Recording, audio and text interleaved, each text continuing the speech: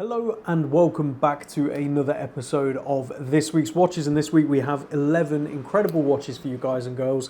A really varied drop from micro brands to independents to your mainstream to something really unique from Vacheron Constantin. There really is something for everyone in this week's drop, and I look forward to sharing them with you all. Now, as always, if you are new here, every Saturday 9:30 a.m. we put new watches on the website. It varies, usually somewhere between 8 and 12 watches, and we do this every single week. This video goes live with the drop itself at 9:30, and down in the description is a link to every watch we're seeing here today. It will take you to the website where you can see the photos, the details, the price, whether it's available or not. If it says sold, it means it's sold. It's pretty simple.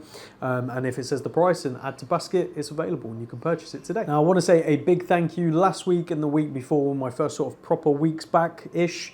This week is my first full week back officially. And this is after my son was born a couple of weeks ago. And we're transitioning to our new life. Very little sleep, which is standard with a newborn, especially with a 2-year-old as well, but we're getting there. So I apologize if I look tired, sound tired, or don't seem as energetic as videos in the past. I'll definitely get back there, I promise you. It's just going to take a little bit of time, and coffee is certainly going to help. So before we crack on with the watches on the table, and I'm very excited, what is on wrist? I'm actually wearing a watch that's new to me. I bought it when it was announced, and it's been delivered just recently. It's the Erebus Ascent, and this is the Malachite dial.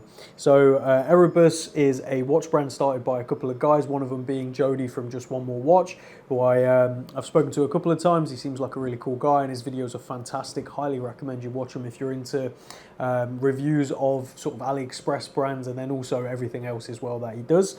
And he took all of his knowledge and expertise and contacts, as well as another couple of people. I believe there's 2 of them in the company or more. I apologize, I don't know the full details. I'm sure you can go get it from their videos. This isn't a review at the end of the day. But yeah, they made Erebus, and I've done a few watches, and this Ascent caught my eye because it's just a really clean aesthetic. And the fact they did precious stone dials as well, and I think the retail on it was like £350, which is outrageously cheap for Miyota, really high build quality, screw links, and the Malachite dial. I'm not too sure, but I think the Malachite might have been the least popular of the bunch, which is typically what I end up going for, unintentionally half of the time. But I absolutely love it. I think the green stripes that the Malachite provides is incredible. And it just looks really cool, so that's what I'm wearing. It's one that will hopefully stick around, but with me and my wife are having a bit of a switch up with the personal collection.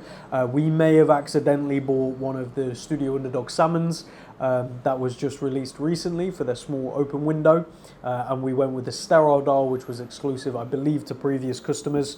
And we wanted 3 Studio Underdogs eventually anyway, so that has been the one. So we have one of those on the way. I think delivery's in November, or I can't remember, one month this year, I think. So I look forward to getting that. But because of that, I just need to make way for a couple of things. Hopefully this isn't one of them. Just some little stuff at the moment. But we'll see. So now that the rambling's all out of the way, some of you seem to like the rambling, some of you not so much, but we're going to crack on, I promise, with what you're here to see, and that's the watches. We're going to start with the most interesting watch on the table, and one I'm going to butcher the pronunciation if you've been watching for any time. Terrible with it, so you'll have to forgive me, but this is the Vacheron Constantin Historiques Jalousie. Jalousie, I think is how you pronounce it. Shutter dial in 18 karat rose gold, mechanical in the smaller case size. It's absolutely gorgeous, really fun. It's almost like a fidget spinner on the wrist, kind of like how a Reverso is in some cases, but very unique and very interesting. So let's take a closer look at this one. So starting this week off with a incredible 18 karat rose or pink gold Vacheron Constantin Historiques Jalousie. I'm going to butcher it every time, so I'm just going to stop saying it now, and I'm going to refer to this watch as the shutter dial. Now, as you can see, it's a full rose gold with these bars across the dial, and you've got this beautiful cabochon set button right here, and what it is, that's a slider. So what you do is you slide it fully across. Hopefully I'm getting this in focus. You slide it fully across and it opens those shutters as such. Now if I put it on the side, you can see they open upwards like that, and then they sort of fall back down on themselves, covering the dial completely. Now the dial underneath, as you hopefully can see, my camera does not want to focus on the right bit, so I apologize, is a beautiful white dial with the Vacheron Constantin logo at 12 o'clock, thermally blued hands and simple dagger indices throughout. Nice, simple, easy to tell the time once you obviously slide it, because without that you're not going to tell the time. And as I said in the intro to this is a very fun sort of take on a cover dial, and I think they've done a beautiful job. Vacheron sign crown at 3 o'clock with beautiful pattern, decoration, engraving around the side there, as well as on the opposite side right there. Comes paired on its original Vacheron strap with its deployment buckle, also in 18 karat rose gold with the Vacheron symbol beautifully right there. Screw down case back, as you can see, all fully signed as you'd expect as well, and inside is a manually wound Vacheron caliber 1055, and this is a reference 10002. The watch is from circa 2002 and it comes with its Vacheron service box only. So a really beautiful watch, a great pickup at a great price as well. As you can see, the watch is worn, it has scratches. We've left it as such just out of transparency, and we can have it polished on request if you so desire as well. So shoot me an email if you'd like to have that done. But the most important thing is, how does it look on wrist? So let's show on wrist and talk dimensions. And here we go on my 7-inch wrist. Now obviously it's a smaller watch, but I would very comfortably wear this size, and I think it looks absolutely beautiful. And as you slide that on your wrist, that's how you tell the time. Very fun. So dimensions wise, this is 22.5mm by 36.5mm lug to lug, 7mm only on the thickness, and 15mm at the lug. So a little awkward, but there are options out there, and I'd be going to someone like Strap Tailor to have a custom strap made for something like this anyway. So go check it out on the website today. From there, we're going to go to a watch that may be sold by the time the video goes out, so I apologize if that is the case. It's how it goes sometimes, because if you're not aware, we share the watches that are not yet on the website on our social media like Instagram and a WhatsApp broadcast list, which is full, I'm afraid, so please don't request to join, if you do, you'll just sort of be put on a list to join once the space becomes available. So this may be already gone, but this is the Rolex Air King now discontinued model in 40mm, so let's take a closer look at that one. Now on to the now discontinued Rolex Air King. This is the 40mm model without the new crown guards, which if you've seen the latest Air King, it has crown guards now. I have to be honest, I do prefer this now discontinued generation. I think it just looks better without the crown guards, but it is marginal, to be honest, and I'd be very happy with either personally. So this is the reference 116900 from August 2020 with its box and paperwork, and it also comes with a cut black fitted rubber B strap where you convert the clasp over to the strap, so you have a fitted rubber strap that goes to a Rolex clasp. Very cool and nicely done. Signed screw down crown at 3 o'clock, and it has the classic Air King case, which is a slightly chunkier sort of Oyster Perpetual, similar to sort of the Milgauss, but with more traditional lugs rather than the sort of more rounded that you get on the Milgauss. Solid 369, the pops of green and yellow. And if I'm not mistaken, this is the only one with the actual true Rolex logo, and what I mean by that is the green and yellow can't get my words out. Green and yellow logo. I don't believe any of the other Rolexes in the generation we're in have the actual Rolex logo in the colour scheme. Correct me if I'm wrong down in the comments. The watch is worn. There are a couple of scratches, but nothing too major, and again we can have it polished on request. Push open clasp. Unsigned case back as you'd expect, and inside is an automatic Rolex caliber 3131. So let's show this one on wrist and talk dimensions. And here we go on my 7-inch wrist, and whilst I do prefer vintage Rolex in the smaller case sizes, this is actually really comfortable, and I think looks pretty damn good as well. So this is 40mm by 50mm lug to lug, 13.5mm on the thickness, and 20mm at the lug. So endless options, but with the bracelet and the fitted rubber, I think you're pretty much set. So go check this one out on the website today. Next up is a watch I've been looking forward to getting into the drop finally. This is the TAG Heuer Carrera chronograph Skipper 39mm, the standard release. By standard I mean the main public release, not the, I think Hodinkee did a limited edition, but it's great to see TAG Heuer embracing their past, which they've done for a very long time to be fair, but doing some of the more unique stuff like the Skipper. So let's take a closer look. Now for the TAG Heuer Carrera chronograph Skipper, and this is in reference to a vintage TAG Heuer called the Skipper with these beautiful colour ranges.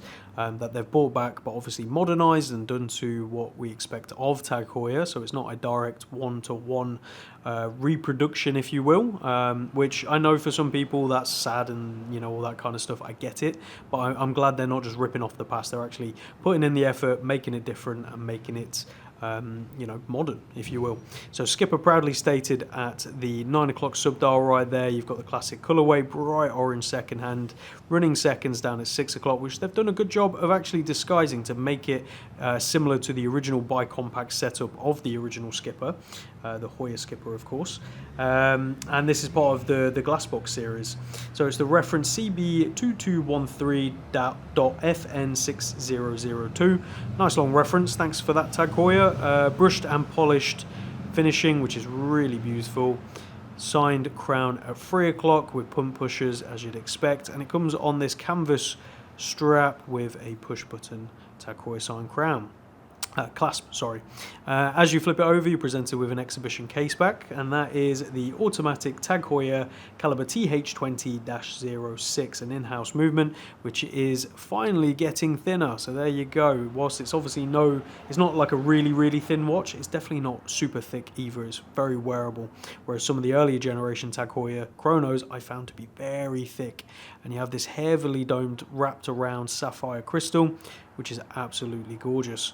So if you're a fan of the Skipper or fan of the colourway, this is a great opportunity to get a modern Tag Heuer with modern build quality, but with the sort of vintage throwback design, and of course saving a large chunk on retail with this one from July 2023 with its box and paperwork. So let's show on wrist and talk dimensions. And here we go on my 7-inch wrist. They've got the proportions really good on this one.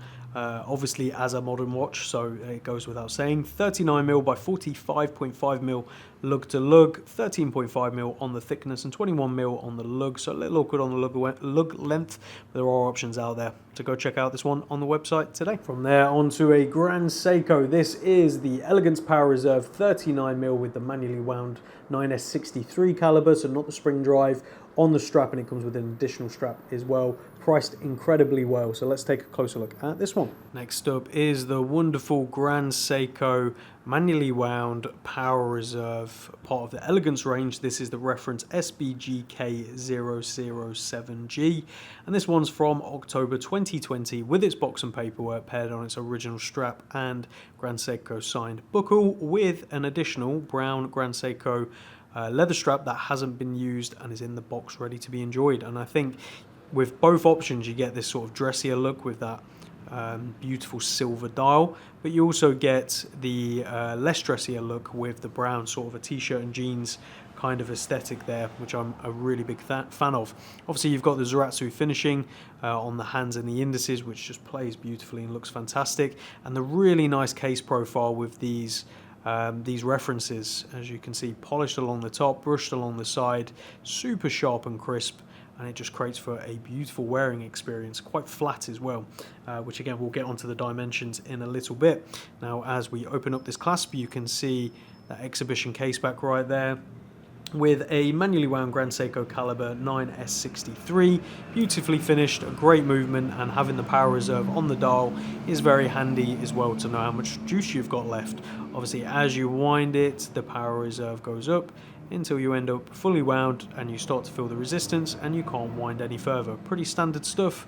But yeah, let's show on wrist and talk dimensions. And here we go on my 7-inch wrist. This actually wears a lot bigger, in my opinion, than the dimensions would lead you to believe, because of sort of the case profile. It's almost a cushion case rather than a standard round case. So what you're looking at is 39mm by 43.5mm lug to lug, 11.5mm on the thickness and 19mm on the lugs, with the black and brown strap ready to be enjoyed. So go check it out on the website today. From there over to an IWC Pilots Mark 20. This is the 40mm automatic, a fantastic watch if you're after a modern IWC, and the bracelet is super comfortable as well. So let's take a closer look at that one. Now on to an IWC Pilots watch. This is the Mark 20 automatic with the date and this wonderful bracelet, as you can see, and we'll come on to the bracelet in just a second. So the reference of this one is IW328202, and this one's from June 2023 with its box and paperwork ready to be enjoyed. Screw down crown at 3 o'clock, and that classic Pilots IWC Pilots mark case, as you'd expect as well. You'll have to excuse the noise outside. People like to apparently rev their engines along this road for no apparent reason. Brushed and polished case, bracelet with a push button clasp and a hidden extension, which I think is absolutely wonderful, and I've seen this on a few brands now. So when it's fully pushed in, you push in the IWC logo to release the clasp. How cool is that? So that is a secret little button, as well as the logo. Nicely done, IWC. As I say, I've seen a few brands do it, most notably Moser with the Endeavour, I believe it is, off the top of my head, which is really great. As you can see, signed screw-down case back with a plane right there, and inside is an automatic IWC caliber 32111. And again, this is another example of a lightly pre-owned, lightly worn watch, you know, a year or two old, and a nice saving on retail. What is not to like? So let's show this one on wrist and talk dimensions. And here we go on my 7-inch wrist. Nice proportions, and obviously Pilots watches are traditionally a lot bigger watches in general, but this is quite sort of tame at 40mm by 48mm, so it wears really nicely on the wrist. Only 11mm on the thickness and 20mm on the lugs, so endless options for this one. So go check it out on the website today. And then on to an Amiga SE Master Planet Ocean chronograph. This isn't for the faint of heart. At 45.5mm, it is a large watch on the wrist. It's definitely a beast and a tank, but it's super cool, especially with the orange bezel. And it's that sort of mid-period of Amiga. This is 2008, so this isn't neo-vintage, it isn't modern. They had this mid-era where they had the aluminium bezels, the more flat-line dials. I think it's really, really cool, and I like this era. So let's take a closer look. Next up is the Amiga SE Master Planet Ocean chronograph from 2008, with that really nice matte black dial with orange highlights and that vibrant orange bezel with orange highlights also on the pushers of the chronograph. Iconic SE Master hands as well, date over at 4:30.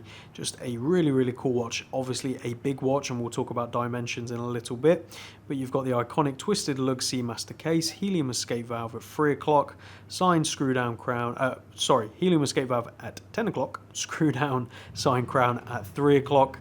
And the bezel is the aluminium bezel. It does have a few marks here and there, and the crystal has very slight scratching on the anti-reflective coating. Now we can have that taken off on request, and we can request a bezel from Amiga as well if you would like. We can get you quotes for all of those things if you so desire. Comes on its original bracelet with all of its links in the box. Push button clasp, which has a dive extension under there, signed screw down case back as well. Now inside this case, beating away, is the automatic coaxial Amiga caliber 3313, and this is the reference 2218.50.00. And it's from March 2008 with its box and paperwork, which is really nice to see, and it's been with the same owner since 2008 until it's obviously come to us. So yeah, a very cool opportunity to pick up a really cool watch, obviously a big watch, so if you've got tiny little wrists and you don't like big watches, this isn't going to be the one for you, but if you are a person who likes big watches, this is definitely one to consider. So let's show it on my 7-inch wrist and talk dimensions. So here we go on my 7-inch wrist, so you can see what that looks like. This is no small watch, that's for sure. So it is 45.5mm by 51.5mm lug to lug. Quite short lug to lug considering the 45.5mm case size. 17mm on the thickness, so you're not going to squeeze this under many cuffs, and 22mm on the lugs. Again, quite short considering the size of the watch. So it's a big watch, but it's also fairly compact for the size, if that makes any sense. But yeah, go check this one out on the website today and pick yourself up a bargain. Sticking with the big watches for a moment, let's take a look at a 2015 Schofield Signalman GMT polished. This had a full service and everything with Schofield in December 2018, and we just had a new strap fitted as well from Schofield, which I think looks fantastic. So let's take a closer look at this one. Now on to a Schofield Signalman. This is an early limited edition reference that he made with the all polished case. You've got that really wonderful black dial with polished numerals and indices and hands, power reserve at 12 o'clock, and a GMT at 6 o'clock. So as you progress the time, the GMT jumps, and it can be set independently with the hole in the case right there for a push, basically, to change it. Data 3 o'clock, powered through the screw down crown, sorry, and that's what you use to wind and set the watch, of course, as well. And you've got the iconic, or at least I would say now iconic, Schofield case profile with that big thick case that leads up to a more narrow front, with the big bold lugs as well, which are screwed in, screw each side to basically unlock. And yeah, we've got it fitted on this new strap from Schofield. Very, very nice black with a nice sort of khaki underside. Polished Schofield buckle, as you'd expect. I really can't get my words out today, so I apologise. Screw down case back right there with a lighthouse, sort of as we'd expect from Schofield at this point. And inside is a automatic Soprod caliber 9335. The watch is from circa 2015 with its box and paperwork, including service paperwork from 2018 from Schofield, and it's limited to 300 pieces, as I said. So let's show this one on wrist and talk dimensions. And here we go on my 7-inch wrist. Again, not a small watch, but if you're buying Schofield, you're probably not expecting a small watch in the first place. This is 44mm by 51mm lug to lug, 15.5mm on the thickness, and 24mm on the lugs. So go check this one out on the website today. Now on to another watch I've been very excited to finally get to the website, and that is this Vacheron Constantin and Revolution Slimline Monolithic. The Monolithic range from Vacheron Constantin is this new technology, basically, with the escapement, which we're going to take a look at. I'm not going to go into great detail on the movement. That will be on the website if you are interested, because I don't want to get anything wrong and for this to be sort of butchered online forever. So let's take a closer look at this one. Well, as I said in the intro to this one I've been excited to bring you guys and girls. This is the Vacheron Constantin Slimline Monolithic in collaboration with the Revolution magazine, and a limited edition of just 100 pieces that has completely sold out. You've got a gorgeous textured salmon dial, which is also a sector dial, texture on the inside, that leads towards the outside, Arabic numerals in the Breguet font with those beautiful hands as well. And then it brings us on to that balance, going absolutely manic at 6 o'clock, vibrating away, levitating basically in the case. It really is something to sort of behold, especially the sweeping of the seconds hand as well. Reminds me somewhat of spring drive technology. So definitely head over to the website and give a read on the movement and some further details, as well as Vacheron Constantin's website themselves as well, because this monolithic range I think is really interesting, and Vacheron Constantin do some very unique things. I won't bore you with the reference to this one, quite a long reference, and as we flip it around, you're presented with its original strap, deployment buckle, which pulls open like such, and exhibition case back right there, showcasing the movement and the limited edition number out of 100. So the movement is the automatic FC caliber FC810, and the watch is from April 2023 with its box and paperwork, and it has been lightly worn, nothing too major at all, and it's ready to be purchased and enjoyed by its new owner. So let's show it on wrist and talk dimensions. And here we go on my 7-inch wrist. As you can see, really nicely proportioned and a really great looking watch, especially with that opening at 6 o'clock. I feel like it merges pure classic design with sort of like modern contemporary design at the same time. Nicely done. So 40mm by 45mm lug to lug, only 11mm on the thickness and 20mm on the lugs. So go check this one out on the website today and pick up a great deal. And now we're on to the final 3 watches on the table, which are FARAs. So we've got 3 FARAs. We're going to start with the Aqua Compressor Endeavour Titanium. This is one of the first generations, I believe, with the full bronze crown. Really, really cool watch. So let's take a closer look. Now for the FARA Endeavour Titanium, with its titanium bracelet and fitted rubber strap. Now this is one of the earlier generation of the Endeavour, which is a compressor case, as you can see, with 2 screw down crowns. The full bronze crown is the one to operate the actual time, wind the watch, set the watch, and so on, and the bottom one, when you unscrew it, is what you use to rotate the bezel. And then I'm going to do my best to line that back up perfectly and screw that back down, because I know some people complain if I'm off slightly. So there you go, back down, hopefully bang on, but it's basically a loose friction, so you can put it exactly where you want it. Really nice design with the indices and numerals, and the numerals around the bezel as well. Cushion case, as you can see, with polished sides, brushed tops, signed crowns at 2 and 4 o'clock, and it comes paired on its titanium bracelet, as I say. And something to mention is The dive extension is slightly loose on the clasp and doesn't lock in properly, but once you're locked in and clasp over, it stays in place, so that's worth mentioning. Once on wrist, of course. Now, exhibition case back right there, showcasing the automatic Sellita SW200EL, and as I say, this is the Endeavour Titanium from April 2022 with its box, paperwork, fitted rubber strap and bracelet, ready to be purchased and enjoyed. So let's show it on wrist and talk dimensions. And here we go on my 7-inch wrist. As you can see, very, very comfortable, nice cushion case at 41.5 by 46mm lug to lug, 12mm on the thickness and 19mm on the lugs. So go check out this incredible watch on the website today. From there over to one of my favourite releases from FARA in recent years. That's the Durum cushion case salmon dial. This is 38.5mm mechanical, really, really cool thing. So let's take a closer look. For the FARA Durum, however you want to say it, this is a very, very attractive cushion case with a salmon dial, salmon sector dial as well, with that subtle grey tone, which really contrasts beautifully, especially with the Roman numerals there and the blacked hands, which just really, really play with the light. Fantastic design, beautiful watch, and this is of a modern era where FARA are using full steel crowns with a bronze inlay rather than a full bronze crown. The reason being, obviously, bronze is softer than steel, so it does wear down a bit quicker, and it also can be a little tricky to handle and use as it starts to soften down. So that's something just to keep in mind, which is why they've switched to steel. This watch has lightly been worn, exhibition case back right there, showcasing a manually wound Sellita SW216-1 Elaborate, which is the higher grade of finishing and regulating of the Sellita range. Comes paired on this very, very cool sort of purple FARA strap with a signed buckle, as you'd expect. This one's from October 2022 with its box and paperwork, ready to be worn and enjoyed. So let's show it on wrist and talk dimensions. And here we go on my 7-inch wrist. As you can see, they've got the proportions just spot on here at 38.5mm by 44mm lug to lug, only 10.5mm on the thickness and 20mm on the lug, so endless options for this one.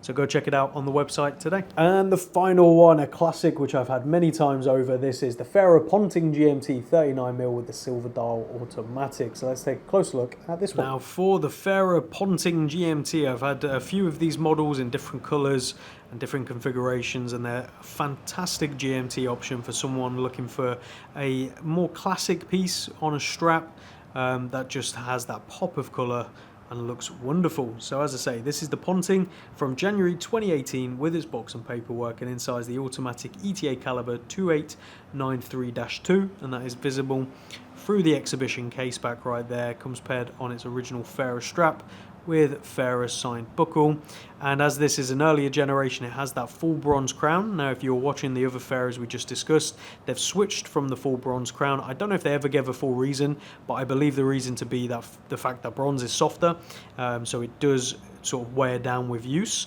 and it is harder to use sometimes. So what I mean by that is the friction on this one feels tighter than you'd expect on a traditional watch in general, and I believe that's down to the bronze, because every single one I've had with the full bronze crown typically have that feeling. So just something worth mentioning. It doesn't really affect usability, it's all still very usable, just feels a bit tighter, so it just takes a second to get used to. Date at 3 o'clock, vibrant orange GMT hand, running seconds with a pop of yellow. It's a fun watch with fun colours. So let's show it on wrist and talk dimensions. And here we go on my 7-inch wrist. As you can see, really nice proportions, and they've sort of got the sweet spot here where it works on bigger wrists, it works on smaller wrists, or pretty average wrists like mine. So what you're looking at is 39mm by 45.5mm lug to lug, only 10.5mm on the thickness, and again 20mm on the lug, so endless options. Go check this one out on the website today. So there you have it, guys and girls, this week's drop, 11 watches. Let me know down in the comments as always, what was your favourite from this week's drop? I think for me it has to be the Vacheron, just out of how interesting it is, and I actually really like how this wears. I'm sure this is probably classified as a ladies watch, but I don't really care, to be honest. I think a gent can get away with this easily. I've got 7-inch wrists, as a lot of you know, because I say it whenever I show a watch on my wrist. I think it works beautifully. And then I would have to say second, it's probably the Vacheron Constant. I think the dial is gorgeous, the numerals are incredible, and seeing that balance do that crazy vibrating on the actual dial itself, it's almost like levitating in there. It's pretty mad. So Really, really like that. So there we have it. We'll see you all again next Saturday for more watches. The next Saturday's drop is pretty crazy as well. A lot of vintage, a lot of, we've got 2 blank patterns in there, including an incredible, as long as it's ready in time, Villeray Moon Phase, but it's Tiffany & Co signed as well, in 18 karat with its 18 karat Gay Ferrez bracelet. I mean, crazy. And Audemars Piguet Ellipse. There's some really crazy stuff in next week, so keep an eye out. I'm very excited, as well as just some special modern. Anyway, I'm going to stop rambling, otherwise I'm just going to do next week's drop, right? So we'll see you all again next week. Take care. Bye-bye.